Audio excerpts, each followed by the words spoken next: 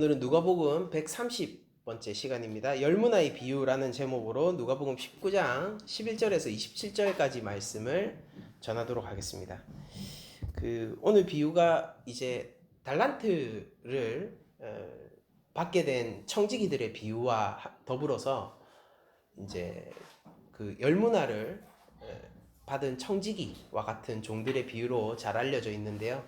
우리가 달란트를 받았던 그 달란트의 비유와 열무나의 비유는 이게 구성면에서 굉장히 비슷하기 때문에 이것이 같은 이야기의 전승을 두고 있는 것이 아닌가라는 생각을 하기도 하지만은, 그렇다고 보기에는 이 공통점도 많지만은 그러나 차이점도 많고, 그리고 좀 뚜렷한 이 구분점들이 있기 때문에 저희들은 그런 달란트 비유와 비교하지 않고 그냥 순수하게 이 열무나의 비유 자체를 한번 살펴보도록 하겠습니다. 오늘 예수님이 이 비유를 얘기하시게 된 이유를 오늘 본문이 설명해 주는데, 예수님이 예루살렘에 가까이 가시니까 사람들이 하나님 나라가 당장에 나타날 줄 생각했기 때문에 예수님이 이 비유를 말씀하시게 된 거예요.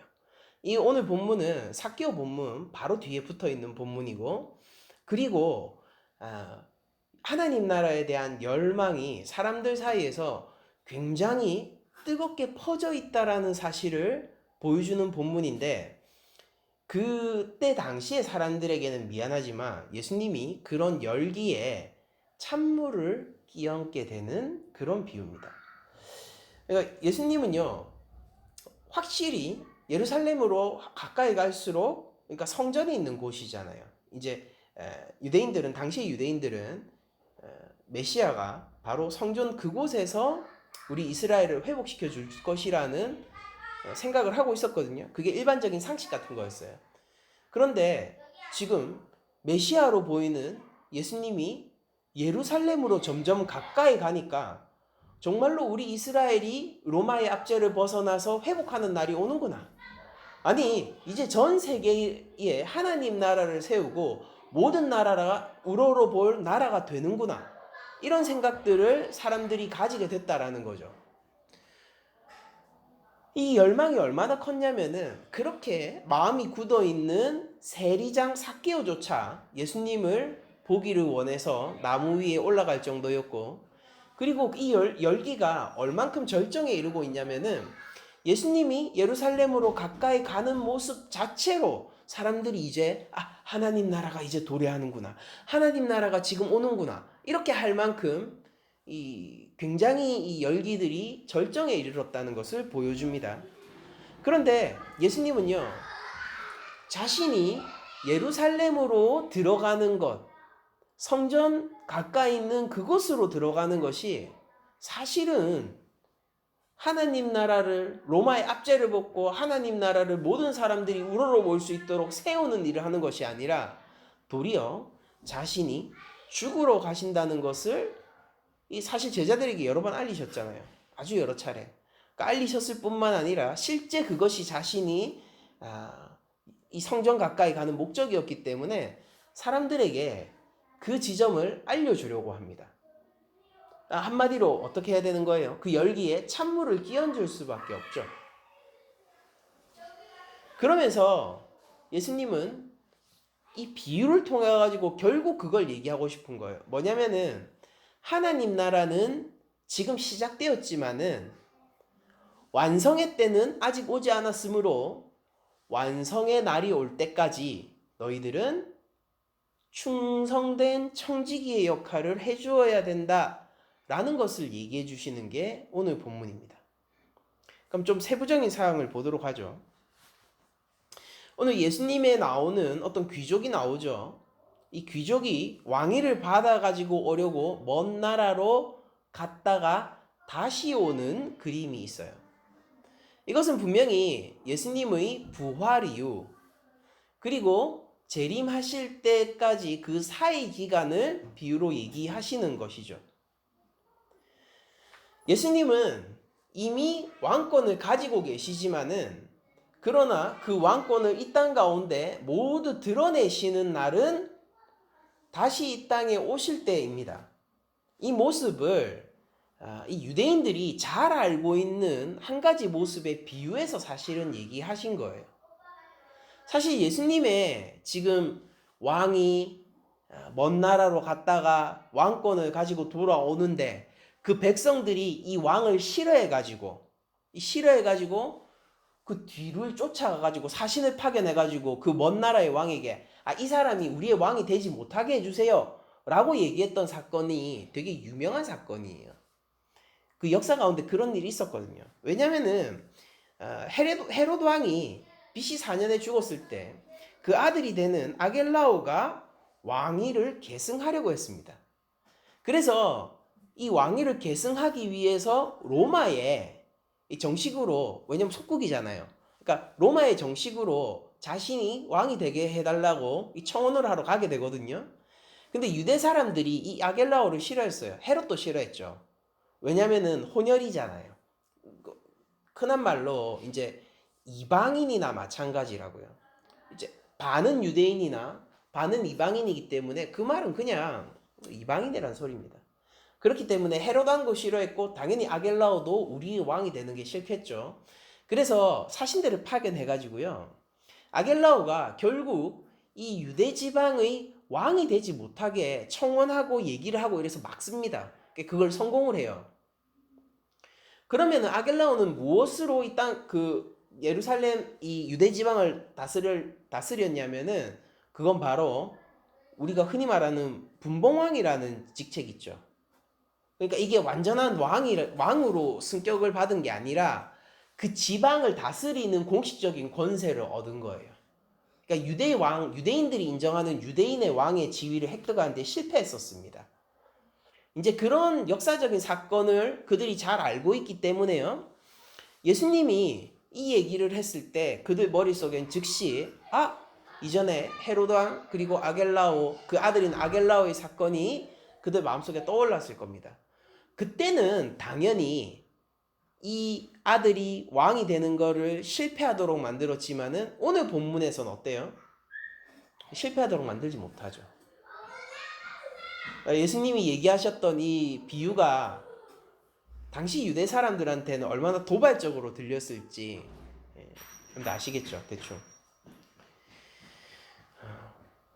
그래서 이 귀족이 왕권을 받기 위해서 나아갈 때 먼 나라로 가서 왕권을 제대로 받아서 나오려고 할 때 그 백성들 사이에서는 왕을 반대하고 사자를 보내서 먼 나라 왕에게 이 사람이 우리 왕이 되지 못하게 해주세요. 뭐 이런 일들이 하나 일어나고요. 그리고 내부적으로 이 왕족의 내부적으로 뒤에 문 좀 끝까지 한번 닫아주시겠어요? 네. 이 왕족의 내부적으로는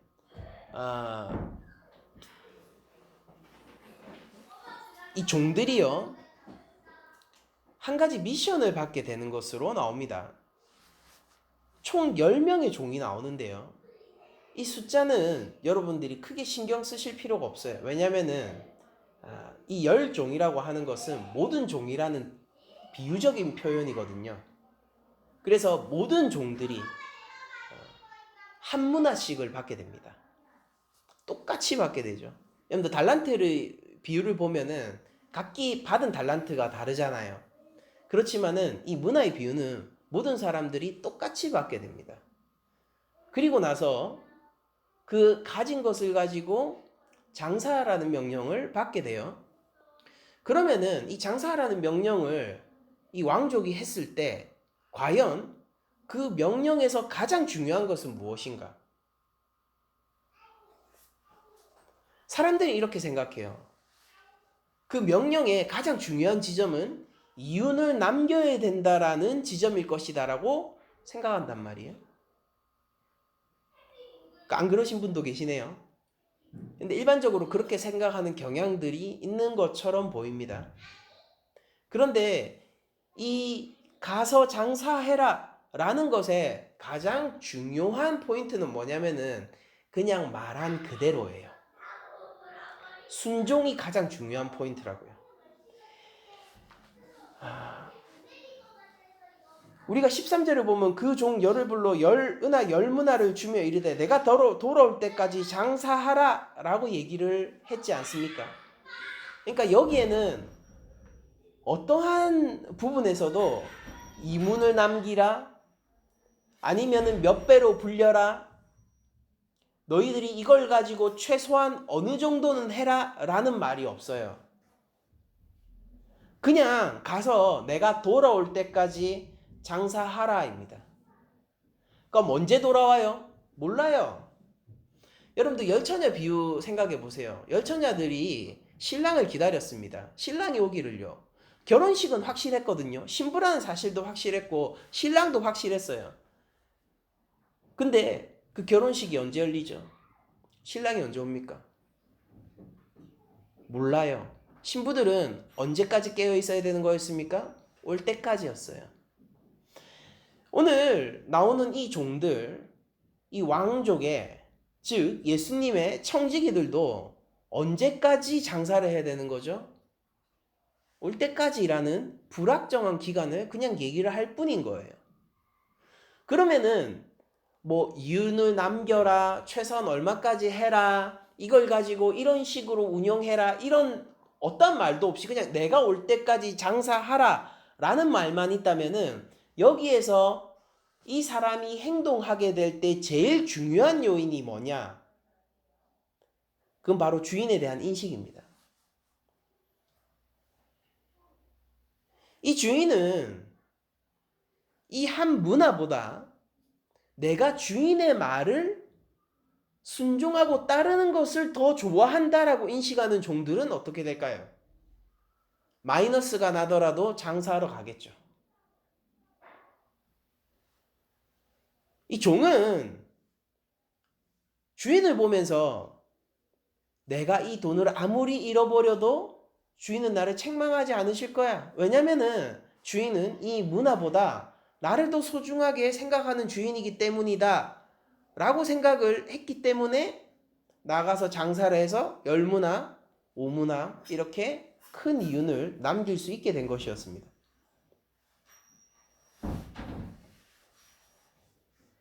내가 올 때까지 장사하라라는 거예요. 그럼 만약에 한 문화 줬는데 아니 이 주인이 떠난 다음에 한 3일 만에 이 한 문화를 다 탕진해버리면 어떻게 될까요? 그래도 상관없다라는 마음이 있어야지 이 장사에 나설 수 있게 되는 거 아닙니까? 주인이 떠난 다음 날부터 즉시 말이에요. 훨씬 더 현명하게 생각하는 사람들은 어떻게 될까요? 그래도 먼 나라에 갔으니까 지금 당장은 아닐 거니까 뭐 조금 혹시 마이너스가 날 수도 있고 리스크가 좀 있을 수도 있으니까 내가 기다렸다가 아무래도 주인이 가까이 올 때쯤 장사를 시작해서 마이너스가 만약에 난다 하더라도 어느 정도 돈을 남긴 그런 상태. 그래서 왔을 때 장사를 하고 있는 모습을 보여줄 수 있는 상태. 그 정도 기간을 좀 슬기롭게 예측할 수 없을까? 이런 식으로 생각할 수 있지 않겠습니까? 그러니까 제일 바보 같은 사람이 어떤 선택을 하는 거예요? 주인이 말하고 떠나자마자 바로 장사하는 사람이 제일 멍청한 사람이죠. 어떻게 될 줄 알고요. 한문화는 결국 오늘날로 치면은 일반 노동자가 한 3-4달 정도 일해서 버는 품삯이고요. 이게 결코 작다고는 할 수 없지만은 또 그렇게 큰 돈은 아니잖아요. 우리가 뭐 한 달에 200만 원 번다라고 하면은 지금 이 왕족이 한 600에서 800 정도 사이에 돈을 맡기고 간 거예요. 여러분들 이 달란트 비유에서 나오는 달란트는요 60문화거든요. 뭐냐면은 일반 노동자가 20년 일해도 못 버는 금액입니다. 그러니까 이게 사이즈 차이가 굉장히 크잖아요. 그러니까 오늘 본문을 보면은 주인이 작은 것에 충성하였다라고 얘기할 때 진짜 작은 거에 충성했어요. 그러니까 우리가 6, 700, 800 정도 돈을 가지고 올 때까지 장사하는 겁니다. 근데 뭐 할 수 있을까요? 언제 올지 몰라요. 먼 나라를 갔다 왔다고요. 뭘 할 수 있을까요? 이제 겨울이 다가오니까 잉어빵 장사를 생각해 봅시다. 붕어빵. 그거 생각해도요. 그 이 끌고 다니는 그거 있잖아요. 기본 세팅하는 거. 그것만 해도 5, 600은 되겠죠. 이걸로 뭘 할 수 있을까요? 살아가는 게 아니라 장사를 해야 된다고요. 어떻게 할까요? 여러분들 종들은요, 지금 무거운 책임을 받은 게 사실 아니에요. 오히려 이렇게 얘기하는 겁니다. 할 수 있는 안에서 한번 가볍게 해봐 정도의 느낌에 더 가까운 겁니다. 이게 장사라고 치면은요.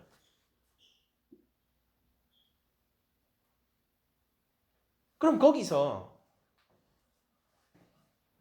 이 주인의 요청에 순종하는 자들은 주인이 나를 사랑한다는 것을 알고 이 돈을 아까워하는 것이 아니라 나의 충성을 더 즐거워한다는 것을 아는 사람들만 장사를 할 수 있는 거예요.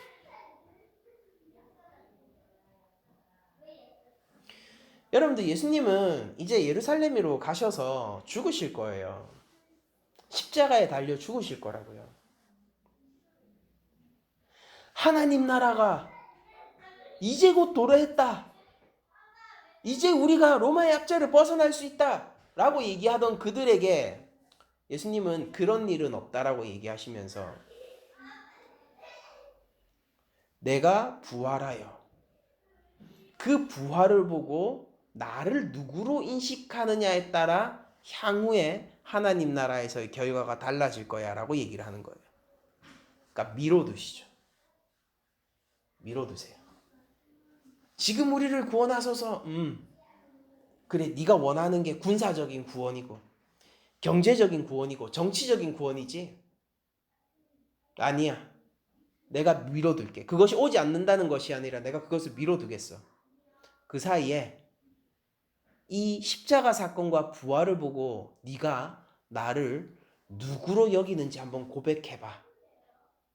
예수님이 모든 열종, 그러니까 모든 제자들에게 이렇게 얘기하는 거예요. 우리 낮은 자리 교회가 예수님의 제자라면은 예수님의 이 요청에 응답할 수 있어야 됩니다. 예수님은 오늘 우리의 삶을 통하여서 이런 것들을 명령하시는 거예요. 자, 어디 한번 내가 너에게 준 이 한 문화로 장사해봐. 장사해봐.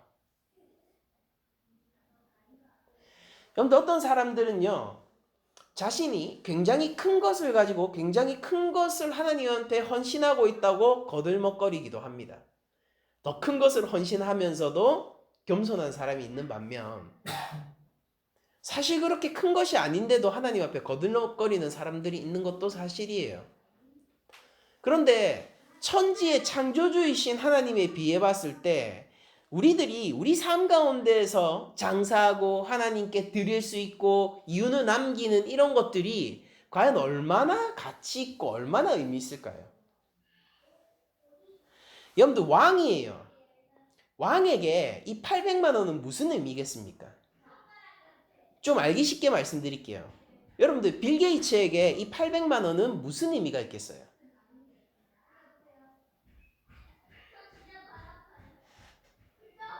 작은 돈은 아니에요. 무시하는 건 아닙니다. 근데 객관적으로 빌 게이츠에게 이 800만 원이 무슨 의미냐고요.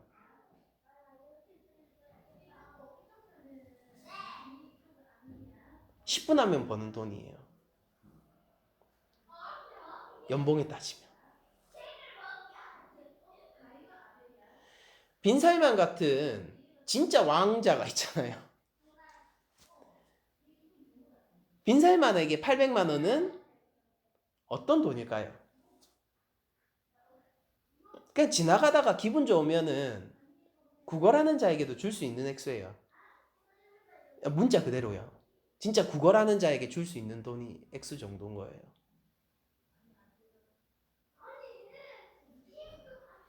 우리 삶에서 하나님을 위해서 뭐 순종한다, 봉사한다, 우리가 이런 가치 있는 것들을 하나님께 드린다, 순종한다, 뭐 한다.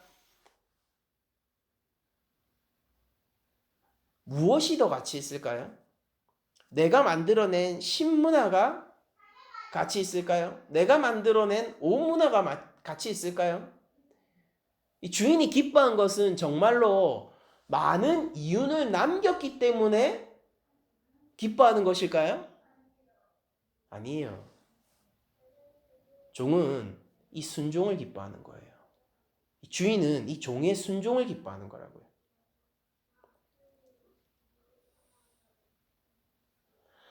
우리가 각자의 삶 속에서 소명을 받고 우리 각자의 삶 속에서 다뤄야 하는 문제들이 있죠. 그걸 가지고 우리들이 장사해야 된단 말이에요. 우리 사이에서 볼 때는 1달란트, 누군가는 5달란트, 누군가는 10달란트, 누군가는 말할 수 없는 100달란트를 가진 것처럼 보일 수 있을지 모르겠지만은 하나님의 눈에서 볼 때는 그냥 또이또입니다. 그냥 우리가 다 한 문화씩 받은 거에 불과한 거예요. 그리고 여기서 우리는 뭘 증명해야 되냐면요. 내가 이 받은 한 문화로 얼마나 순종하고 충성스럽게 일할 수 있는지를 증명하는 겁니다.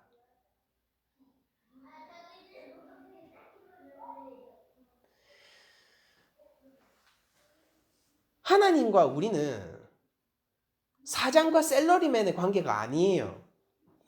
아버지와 아들의 관계입니다. 예수님과 우리는 사장과 직원의 관계가 아니에요. 신랑과 신부의 관계란 말이에요. 이 가운데에서 하나님이 정말로 기뻐하시는 것, 그리고 예수님이 정말로 찾고 싶은 것이 무엇인지 우리들은 잘 봐야 돼요. 그런데 한 가지 이런 의문이 나올 수는 있습니다. 왜냐면은 그런 뭐 달란트의 비유도 그렇고 문화의 비유도 그렇고 항상 장사를 실패하는 예는 없기 때문이에요. 근데 왜 그런지 아세요? 이게 장사를 실패 안 하고 맨날 많이 남겨가지고 그 주인이 그걸 칭찬하니까 아 우리가 많이 남겨야겠다 뭐 그런 식으로 자꾸 생각이 가는 거 아니에요? 근데 왜 한 번도 장사가 실패하는 예가 안 나오는지 아세요? 그건 바로 우리가 많이 충성하잖아요. 그럼 그 자체가 성공이기 때문에 비유지 않습니까? 우리가 실제 업적을 얼마나 많이 이루느냐가 아니라 우리가 하나님의 말씀에 얼마나 순종하느냐는 실패가 없는 영역이고 쌓이는 영역이고 배가 되고 커지는 영역이기 때문에 한 번도 장사가 실패하는 것으로 나오지 않는 거예요. 주인이 우리에게 명령하고 우리에게 준 것으로 주인이 준 것으로 장사하라고 하잖아요. 그럼 그 영역은 실패가 없는 영역이라고요. 기본적으로. 세상에서 우리가 돈 굴리고 장사하고 이런 거는 뭐 부도도 맞을 수 있고 실패할 수도 있죠. 하나님이 우리에게 명령하신 영역은 우리가 실패할 수 없고 순종하기만 하면은 10배, 60배, 100배의 열매를 맺는 영역이란 말입니다. 사람들이 그러니까 이걸 모르는 거예요.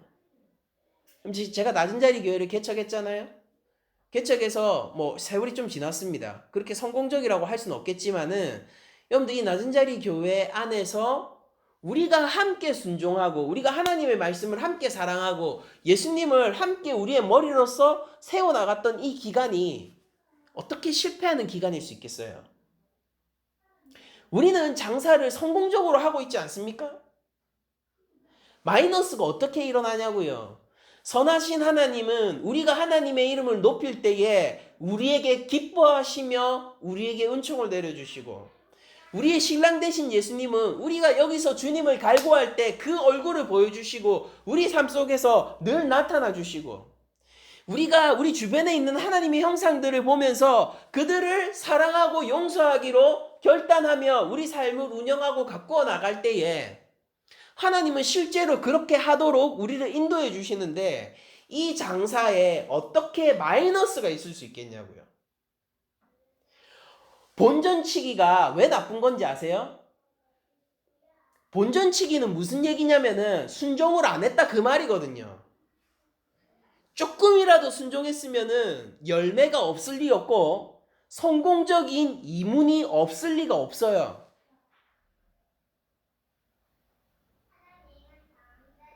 여러분들 우리 낮은 자리 교회가 1년 후에 사라진다고 한번 상상을 해보죠. 우리 장사 실패했습니까? 아주 성공적이죠. 제가 목사를 한 달 후에 불의의 사고나 뭐 아무튼 간에 뭐 그런 걸로 인해 가지고 제가 그만둔다고 한번 생각해 보세요. 그럼 제 삶에 이문이 없는 거예요?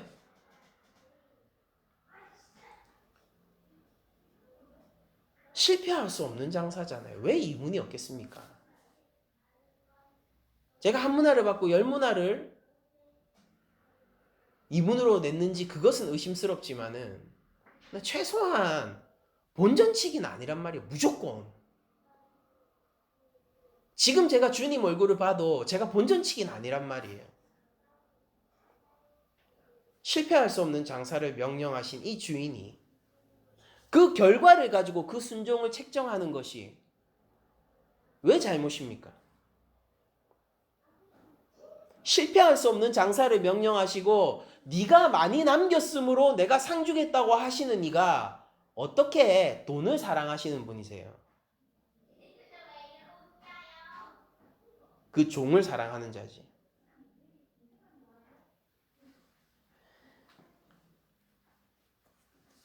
그래서 이 착한 종이라고 불리게 되는 첫 번째 종은요, 열 고을을 차지하는 권세를 받게 됩니다. 재밌지 않아요? 여러분들 열문화, 아니 물론 이거 크게 장사한 거 맞아요. 많은 이유문을 남긴 거죠. 진짜 압도적으로 진짜 장사를 잘한 거죠. 얼마나 하나님 앞에 크게 순종한 겁니까? 그런데 이 열문화가 이 왕 앞에서는 그렇게 가치 있지 않다고요. 그걸 뭘로 증명할 수 있느냐? 이 왕은요, 이 열문화 정도를 남긴 것에 불과한 사람에게 열 고을을 다스리는 권세, 지도자의 권세를 줄 수 있는 자이기 때문이에요.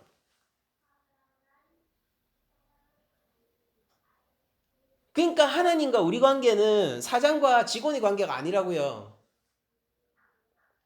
우리가 회사의 매출에 얼마를 기여를 하면 우리가 월급으로 그 퍼센테이지를 받게 됩니까? 영업사원들 물건 하나 팔아서 회사 매출에 어느 정도 이윤을 남기면 그 매출의 몇 퍼센트를 먹을 수 있게 되는 거예요. 감독들이나 뭐 유명한 주연 배우들 막 이렇게 런닝 개런티라고 하죠. 그래서 막 영화가 잘 되고 계속해서 표가 많이 팔릴수록 지속적으로 그 n분의 1을 몇 퍼센트 정도를 계속해서 개런티로 받게 되는 그런 제도가 있죠. 그럼 그 어느 정도 받는 거예요? 몇 퍼센트 받으면 많이 받는 겁니까? 돈의 관계는 그런 거잖아요. 근데 이 주인과 종의 관계는 그렇지 않다니까요. 기껏해야 구문화 이윤을 남겼습니다. 그쵸? 그가 남긴 게 구문화라고요. 일문화는 원래 주인한테 받은 거니까. 근데 요거 가지고 주인이 뭘 주냐면은 열 고을을 준단 말이에요.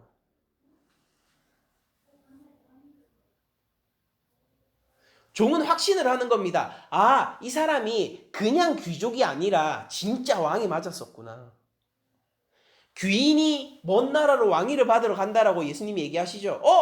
예수님이 진짜로 왕위를 가지고 오니까 그 왕위에 걸맞는 대접이 우리한테도 부어지는 거죠.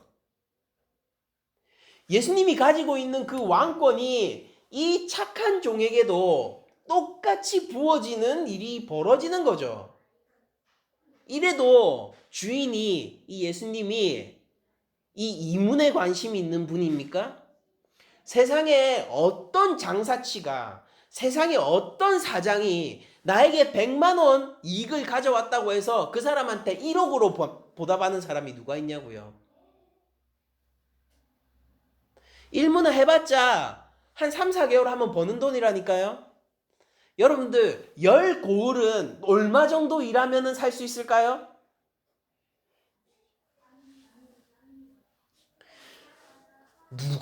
도대체 누가 나에게 한 6, 7천의 이익을 가졌다고 해서 아파트 단지를 주냔 말이에요.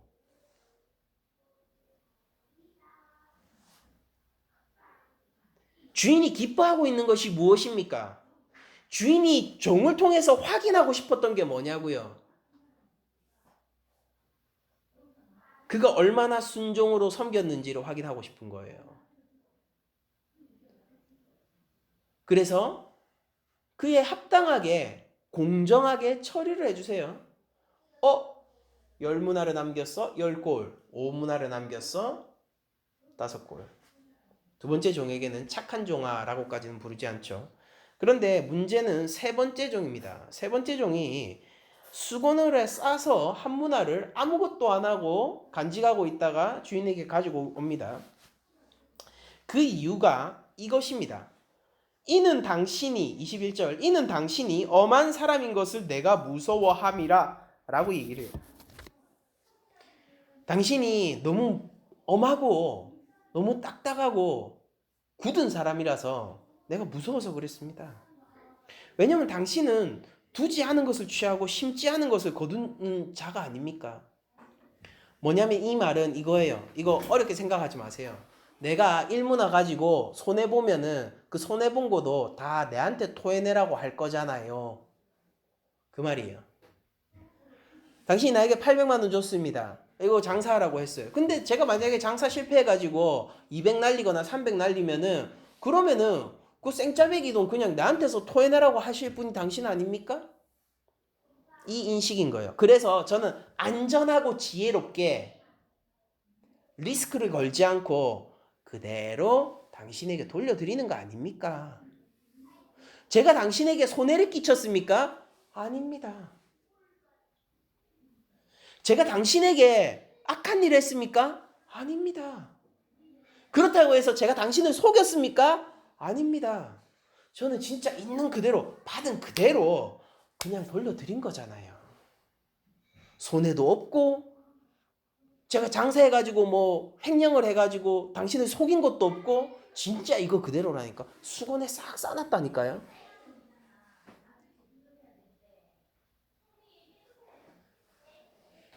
그러니까 이 주인이 이렇게 얘기하죠. 22절에 주인이 이르되 악한 종아, 첫 번째 종은 착한 종이었는데 여기서는 악한 종이 되네요. 악한 종아, 내가 네 말로 너를 심판하겠다. 주인의 태도는 이거죠. 그래, 네가 나한테 그렇게 얘기했어? 네가 나를 그렇게 인식해? 그래, 그러면 내가 그런 주인이 돼줄게.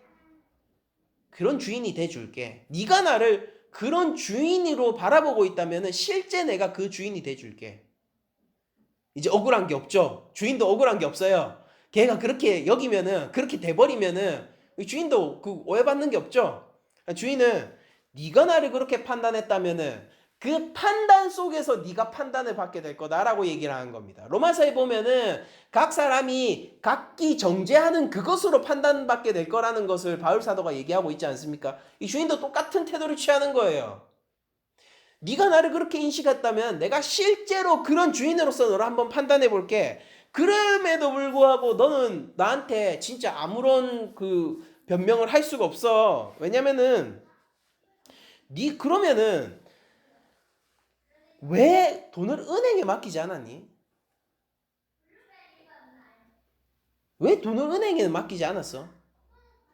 네가 딱 생각해봐도 그냥 내가 요거 보존하는 게 좋겠다. 당신이 악하고 당신은 나에게서 돈을 토해내게 하는 존재니까 내가 그대로 절대 잃어버리지 않고 그대로 줘야 되니까 내가 이거를 보존하는 데 최선을 다하겠다라고 생각했으면 왜 은행에 안 맡겼니? 수건에 싸놔서 너 지금 방치한 거잖아. 은행에 맡겼으면 금고에라도 넣어놨겠지. 넌 내 명령을 그 정도도 생각 안 한 거잖아. 너의 순종이랄 것이 무엇이냐? 정말로 네가 나를 악한 주인으로 생각하고 없는 데서 취하는 주인으로 생각을 해서 내가 그렇게 돈을 사랑해서 그 돈 하는 주인으로 네가 생각을 했다면은 그래서 내 처벌이 진짜 무서웠다면은 네가 은행에 넣는 게 상식 아니겠니? 근데 너 뭐 했어? 그냥 수건에 싸놨지. 너는 나를 무시할 뿐 아니라 내가 준 이 을무나 역시 무겁게 생각한 적 없잖아. 심지어 은행에 넣어놨으면은 이자라도 나왔을 거 아니냐. 그러니까 네가 할 수 있는, 네가 조금만 생각해 봤으면은 장사 중에서 가장 게으르고 가장 간편하고 그래도 돈을 남길 수 있는 최소한의 수단으로서 은행에 넣어두는 거. 요거라도 했겠지. 네가 조금이라도 순종을 하려고 했다면은, 네가 조금이라도 나의 이 일문화를 소중하게 생각했다면은, 네가 조금이라도 내 말에 순종하려는 마음이 있었다면은, 그러면은 이 장사 정도도 아니고 그냥 은행에 맡기는 것 정도도 할 수 있었을 건데, 너 사실 이거 수건에 싸놓은 거지만 실질적으로 내팽겨쳐진 거잖아. 넌 나를 주인으로 생각 안 하지. 그러면서 나를 모함하고 있지. 이 얘기를 하시는 거예요.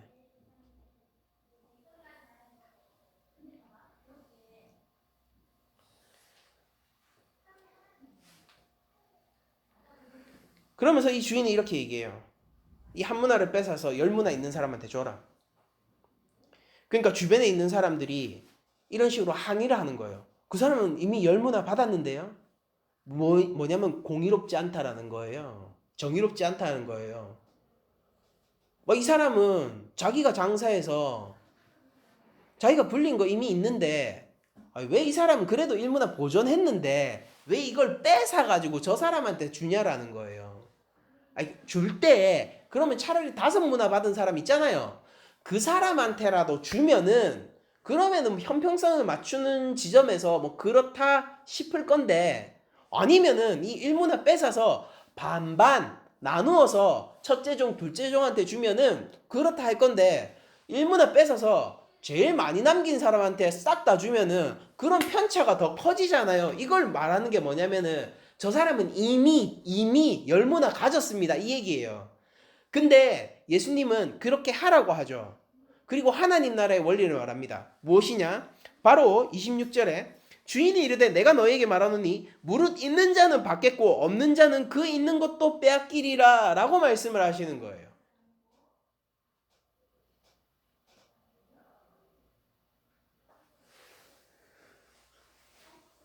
여러분들, 그러니까 이 열문화 비유는 아이러니하게 문화에 집중하고 있으면 안 풀리는 비유입니다.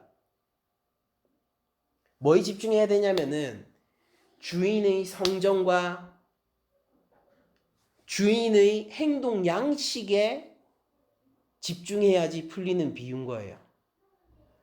주인은 어떤 주인입니까? 넘치는 자에게 더 넘치게 하는 분이에요. 구약의 하나님이 어떤 분이었죠? 복을 부어주고 넘치도록 부어주는 분이죠. 이 주인이 그런 사람이라는 거예요. 구약의 하나님이 어떻습니까? 있다라고 자랑하는 자를 낮추고 있는 것을 뺏음으로 그 원래 자리로 쫓겨 보내는 분이 구약의 하나님이죠. 이 주인도 그렇다라는 겁니다. 셋째 종은 이렇게 생각해서 이 한 문화가 자기일 것이라고 생각했어요. 어쩌면은 앞에서 10골, 5골 받을 때에 이렇게 생각했을 수도 있어. 우와, 야, 수건에 쌓아놓기 잘했다. 내가 리스크 없이 안전하게 그래도 한 고울을 받을 수 있겠구나 이렇게 기대했을지도 모르겠습니다. 근데 현실은 뭐예요? 받은 자는 더 많이 받게 되고 확보했다라고 생각하는 사람은 그 있는 것마저 빼앗기는 것이 하나님 나라의 원리라는 겁니다. 사람들이 볼 때 공정한가의 문제가 아니라 하나님 나라의 공정은 이렇다라는 거예요. 왜냐면은 생각해 보면은 셋째 종이 받은 한 문화 누구 겁니까? 주인 거잖아요. 뺏은 게 아니고요. 그 한 문화가 원래 자리를 찾은 겁니다. 그리고 그 문화가 원래 주인의 것이니까 이 한 문화를 어떻게 쓰든 주인이 선택하는 대로 쓸 수 있는 거 아닙니까? 근데 그 주인의 선택은 뭐냐면은 충성하는 자에게 더욱더 은혜를 부어주기를 원하는 게 주인의 선택이라는 거예요. 그리고 내부적인 종들에 대한 정리를 하고 나서 마지막으로 저 먼 나라까지 사절단을 보내서 내가 왕됨을 원하지 않았던 그 원수들을 내 앞에서 죽이라 라고 명령을 하며 열문화의 비유가 마쳐집니다. 여러분들 삭개오가요. 우리 이전 본문이 삭개오잖아요. 삭개오가 과연 이 첫째, 둘째, 셋째 종 가운데서 어디에 해당하는지 알까요? 삭개오야말로 아이러니하게 첫째 종에 해당하는 자가 아니겠습니까? 그가 받은 한 문화로요. 그가 장사를 시작하는데 어떻게 했습니까? 재산의 절반을 떼어서 가난한 자들에게 나누어 줘요. 그리고 내가 속에 빼앗은 것이 있으면은 4배로 갚기 시작합니다. 이 자가 참으로 열문화를 남기는 자가 아니겠습니까? 여러분들 열문화의 비유를 보면서 여러분들이 내가 한 문화 받았으니까 내가 열문화로 이거를 뻥튀기 하기 위해서 업적을 많이 쌓아야지 이런 식으로 가시면 곤란해요. 삭개오 본문 뒤에 이 열문화의 비유가 붙어 있는 것은 어떤 의미냐면은 예수님이 부활하시고 재림하시는 기간 사이에서 장사를 잘할 수 있는 선례를 삭개오를 통해서 보여주신 거거든요. 우리가 문맥을 통해서 봐야 돼요. 여기서 장사하라라는 명령은 기본적으로 뭐예요? 하나님의 명령에 따라서 이들에게는 이렇죠. 유대인들에게는 율법을 준행하는 거죠. 참 율법을 준행하는 거고 우리는 어떻습니까? 하나님의 말씀을 따라서 성령 충만한 가운데서 살아감으로 더 많은 자들을 사랑하고 더 많은 이웃들과 함께하고 이 복음으로 많은 사람들을 살리는 게 장사하는 거 아니겠습니까? 여러분들 학교 지으면은 얼마나 남긴 걸까요? 몰라요. 그러니까 그게 얼마나 남겼는지 모른다니까요. 뭐 그런 사람들 있잖아요. 선교지마다 막 학교 세우고 그리고 뭐 아프리카 가가지고 이 수도를 해가지고 생수 문제를 해결해주고 뭐 이런 사람들이 있지 않습니까? 그런 단체들도 있고. 그러니까 그런 일로 분명히 하나님 앞에서 장사를 잘 하고 있는 거죠. 장사를 잘 하고 있는 거예요. 그런데 그 사람이 정말로 10문화를 남겼는지 5문화를 남겼는지 2문화를 남겼는지는 모른다고요. 그것만 가지고는. 여러분들 우리가 집중해야 되는 영역이 뭐냐면은 우리가 받은 한 문화를 가지고 하나님 앞에서 얼마나 충성되게 장사할 건가의 문제라는 겁니다. 여러분들 낮은 자리 교회가 향후에 이 향방에 따라서 10문화를 남길 수 있을까? 10문화 남길 수 있겠죠? 하나님 관점에서 보면 뭐 어떻습니까? 지금 한국에서 제일 큰 교회가 어디입니까? 사랑의 교회입니까? 아니면 순복음 교회예요? 어디든 간에 하나님 입장에서 볼 때는 우리 교회나 거기나 한 문화잖아요. 조건이 같다고요. 10문화 될 수 있을까요? 10문화 할 수 있겠죠? 아브라함과 여러분들이 하나님 입장에서 볼 때는 어차피 한 문화 받은 거라고요. 10문화 할 수 있을까요? 뭐 상황에 따라서 할 수 있는 거죠. 다윗이나 우리나 하나님 입장에서 봤을 때는 어떤 거예요? 그냥 한 문화 정도 준 거예요. 다윗은 왕인데요. 아니 하나님 입장에서 한 문화 정도 준 거라고요. 앞으로 여부에 따라서 우리가 10문화 정도 남길 수 있을까요? 할 수도 있겠죠. 미래가 밝은 거 아니에요? 소망이 있잖아요. 그런데 이 10문화를 남기는 것은 무엇으로 정해지지 않은 거예요? 삭개오처럼 반응할 때, 지속적으로 오랫동안 반응할 때, 계속 쉬지 않고 장사할 때, 그래서 그 이문들이 저 하늘 창고에 차곡차곡 쌓이게 될 때, 그때 왕이 우리를 보면서 착한 종아라고 불러준단 말이에요.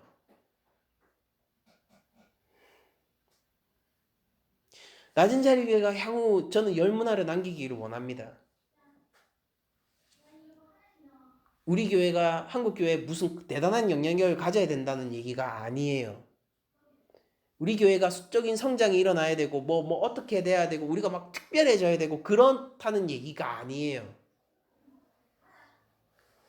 우리가 함께 예수님을 머리로 그분의 말씀과 제자됨을 실천해 나가면서 꾸준히 충성을 하면은 우리는 열문화를 남기게 될 거라고요.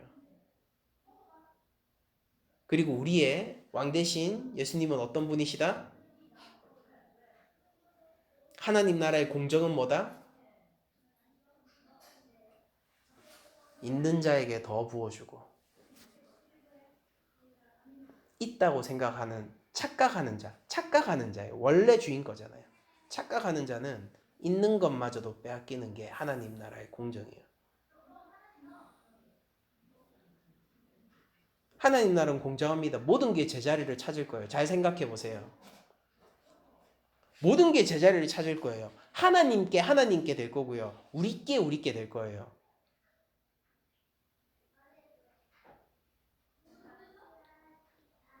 그럼 하나님 나라에서 유리한 사람은 누굽니까? 하나님 거 많이 빌려가지고 지금 10달란트 갖고 있는 사람이 유리한 거예요? 원래 하나님 거잖아요. 공정하려면 원래 제자리 찾아가야죠. 하나님 나라에서 내가 하나님 앞에 빌려서 받고 있는 그 10달란트 어떻게 되겠어요? 원래 자리 가겠죠. 재분배될 겁니다. 어떻게? 하나님 마음에 합한 자에게 그 순서대로 지급될 거 아닙니까? 작은 것에 순종하는 것은 지금 내 삶에 순종하는 거예요. 지금 조그만 거 매일매일 순종하다 보면 하나님이 언젠가 큰 일을 맡기실 거야. 그게 아니라 이 인생이 작은 거라고요. 예수님이 이 땅 가운데 다시 오실 때, 우리가 새 몸을 입었을 때, 하나님 나라의 질서 안에서 우리가 재편될 때 장사 잘한 사람이 많은 고을을 다스릴 권세를 얻게 될 거고, 이 권세는 우리가 늘 그러했던 것처럼 섬기는 권세이고 삭개오의 삶을 지속하는 권세입니다. 그러니까 하나님 나라는 제일 낮은 사람이 유리하죠. 하나님 나라는 권세가 제일 없고요. 상을 제일 덜 받은 사람이 제일 유리해요. 왜냐면 나 이외에 모든 사람이 나를 섬길 거거든요. 그러니까 왕처럼 살 거예요.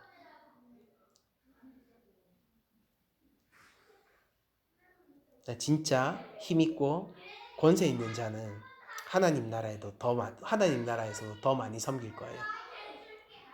그러니까 하나님 나라는 유불리가 없습니다.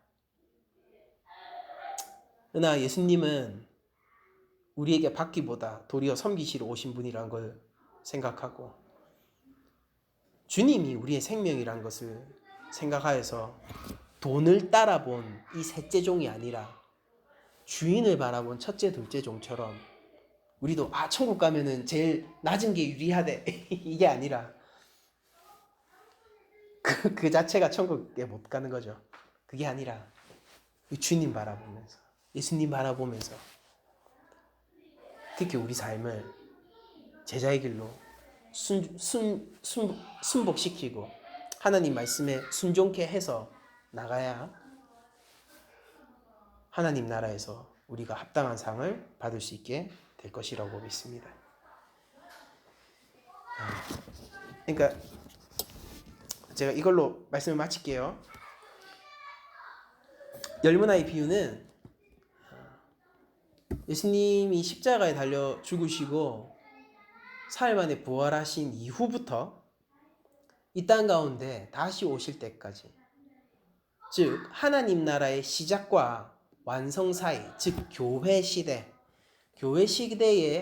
예수님의 제자들을 향하여서 네가 청지기로서 충성을 다하라 라는 메시지입니다.